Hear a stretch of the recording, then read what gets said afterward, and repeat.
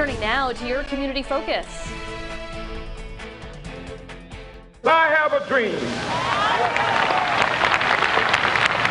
My poor little children will one day live in a nation where they will not be judged by the color of their skin, but by the content of their character.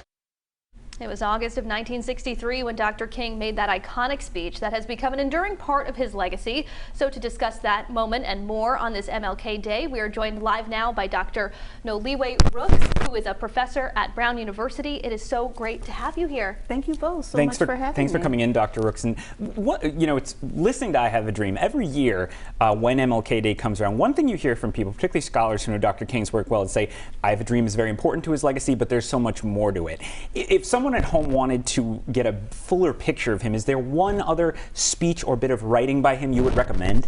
Sure, but can I first say, I think that one of the things that we have to acknowledge that we don't always is how extraordinary it is that MLK has a holiday. If you think about how many federal holidays we have, and there's just one other that's named after a person, Christopher Columbus, which is sort of morphing into Indigenous Right. Peoples Day, but is still the fact that Martin Luther King, for that speech, for the other speeches, was able to marshal enough of the country to rise up, to demand, to work for, to push forward. The idea that the morals, the values, the vision that he had is one that is really defining for the U.S.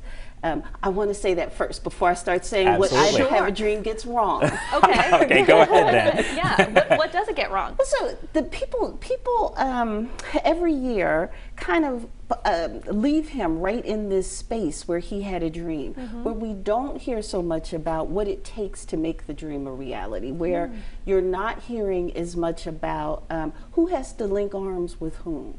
How do you bend justice? How do you bend that arc of justice toward freedom?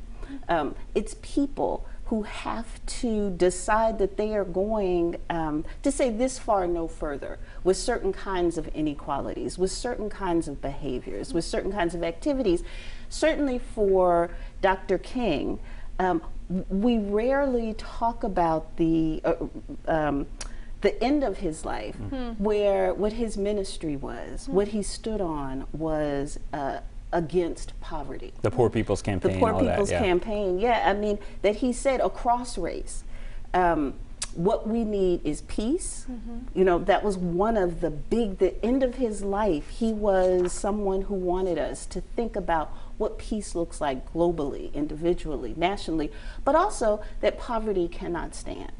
And as we look at the country today, we know that there's more work to be done. Both segregation and poverty are still very much with us. Yeah, I wanted to ask you about what you think Dr. King would think about the U.S. today.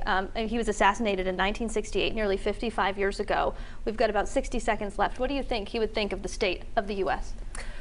So he actually asked JFK for a second Emancipation Proclamation some years before he died, because he said we're just not getting it done.